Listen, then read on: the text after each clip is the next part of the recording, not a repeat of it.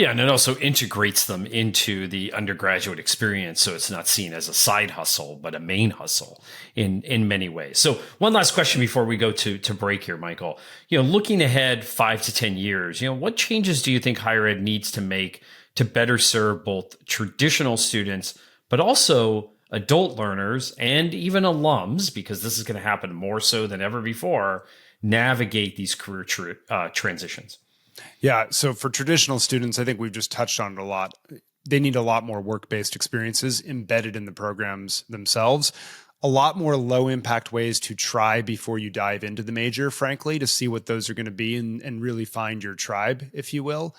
And then I would argue intentionally building, frankly, the process we sketch out in the book into the curriculum and career services itself, so that students are constantly thinking about what drives their energy, prototyping, reflecting on that experience, and then when they find something, learning how to pitch themselves out into the job market so that they actually get that job. For adult learners, I think it's much the same.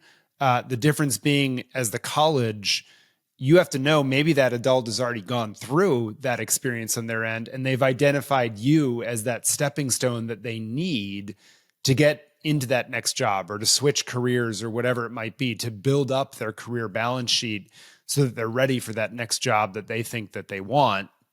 And I think your job there is, one, make sure upon entrance that students know why they're coming. One of my beliefs is that we've sort of made certain parts of the world a little too friction free. Like, Jeff, you talk all the time about how friction filled the college experience is and how difficult it can be for students.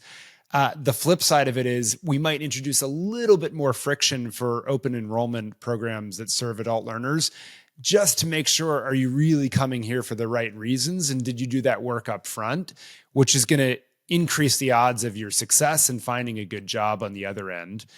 And then the last piece, I think, is if you understand why people are moving through the job market and upskilling and reskilling to get that next job that does not follow a linear pathway. That's been another big theme, I think, of Future You this year, is linear pathways in K-12, higher ed, and the job market are all breaking down.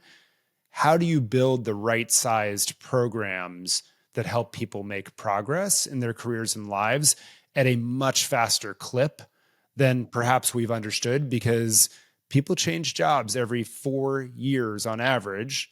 The younger generation is even faster than that. And that's the one irony, is, like, I agree with you, the 20-year-old should slow down, but I get it why they're running so fast, because they're constantly being told your skill set is depreciating faster than ever before. And so, of course, they feel like they have to rush and move and be something right away.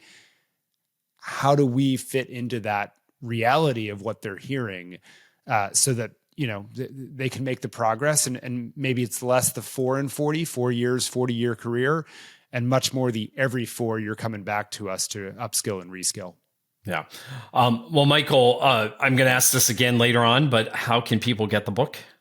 Jobmoves.com is the website, and there's a little link there about ordering, and it gives you all the possibilities from Amazon to bulk sales to Barnes & Noble to your local book sellers, wherever you buy your books.